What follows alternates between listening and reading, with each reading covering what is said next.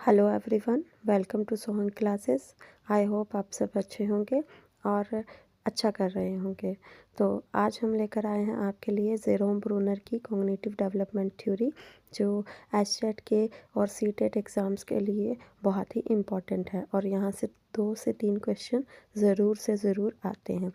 तो Jerome Bruner जो हैं वो एक कॉग्निटिव साइकोलॉजिस्ट हैं और उन्होंने जो ये कॉग्निटिव डेवलपमेंट की थ्योरी दी है, आज हम इसी की बात करेंगे।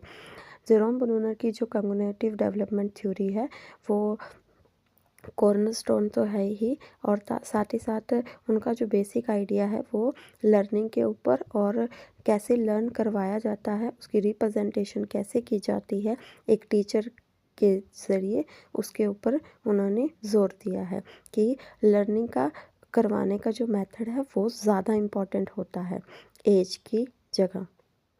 तो उन्होंने कहा कि जो लर्निंग, अगर आप कोई भी लर्निंग कराना चाहते हो बच्चे को, तो उसकी एज मैटर नहीं करती है, सिर्फ आपके सिखाने का तरीका मैटर करता है। तो उसके लिए उन्होंने एक 3 स्टेप्स का जो मेथड है वो दिया है, जो है inactive 0 to 1 year, iconic 1 to 6 year और सिंबॉलिक 7+ एंड अबव। सो अगर आप कुछ भी कॉम्प्लेक्स या सिंपल कुछ भी बच्चे को सिखाना चाहते हो तो ये मेथड अपनाइए।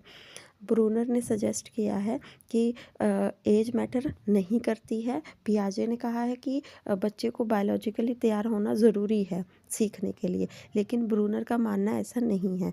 वो मानते हैं कि अगर इस तरीके से पढ़ाया जाए तो बच्चे को सिखाया जा सकता है। तो इसी में इनएक्टिव जो है वो हमारा एक्शन बेस्ड होता है, आइकॉनिक इमेज बेस्ड होता है और सिंबॉलिक जो है वो हमारा लैंग्वेज बेस्ड मेथड होता है। लेकिन अगर बच्चा आपका लैंग्वेज बेस्ड मेथड नहीं समझ पा रहा है तो आपको पुराने मेथड पर वापस जाना पड़ेगा। एक टीचर को पुराना मेथड अपनाना पड़ेगा। मीन्स अगर आपका सिंबॉलिक मेथड काम नहीं कर रहा है तो आपको इनएक्टिव मोड अपनाना पड़ेगा, जो लर्निंग बाय डूइंग है। जैसे एक चाइल्ड जो है वो प्ले करता है रैटल के साथ, तो वो फिजिकल शेकिंग से उसको सीखता है। आइकॉनिक में वो information is stored as sensory images कि रैटल दिखता कैसा है, बॉल दिखती कैसी है। और फाइनल स्टेज जो सिंबॉलिक मोड होता है उसमें information is stored in the form of codes और symbols such as language. So वो उसका नाम लेना सीखता है, जैसे एटल, रैटल। रैटल उसका जो है सही नाम है और इस चीज़ को हम रैटल बोलते हैं, ये वो सीख जाता है। तो इसीलिए ये तीनों मेथड अगर आप यूज़ करें तो किसी भी कॉम्प्लेक्स टॉपिक को आप बच्चे को सिखा सकते हैं। उसमें उसकी जो एज है बच्चे की वो मैटर नहीं करेगी। साथ ही साथ उन्होंने एक स्पायरल करिकुलम की जो एक टर्म है वो दी है।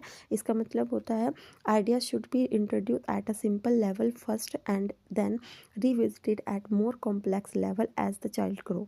तो वो कह रहे हैं कि पहले आप बच्चे को एक सिंपल लेवल पर टॉपिक को इंट्रोड्यूस कर दीजिए, उसके बाद बार बार उस टॉपिक को रिविजिट करते रहिए और सेकेंड टाइम, थर्ड टाइम जैसे जैसे आप उसका रिविजिट बढ़ाते हैं, अपना जो टॉपिक है उसको कॉम्प्लेक्स करते जाइए।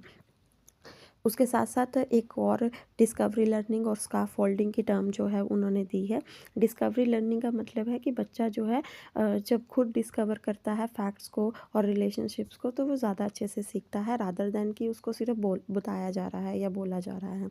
उसके साथ साथ स्काफोल्डिंग एक टर्म है जो बेसिकली जेरोम ब्रूनर से ही जुड़ी हुई है। तो ये है कि टीचर जो है वो बच्चे को थोड़ी सी हेल्प प्रोवाइड करेगा ताकि वो टॉपिक को बहुत अच्छे से पकड़ सके और उसमें मास्टरी कर सके। कुछ कीवर्ड्स हमारे पास हैं: discovery learning, intuitive thinking, scaffolding, categorisation, spiral curriculum.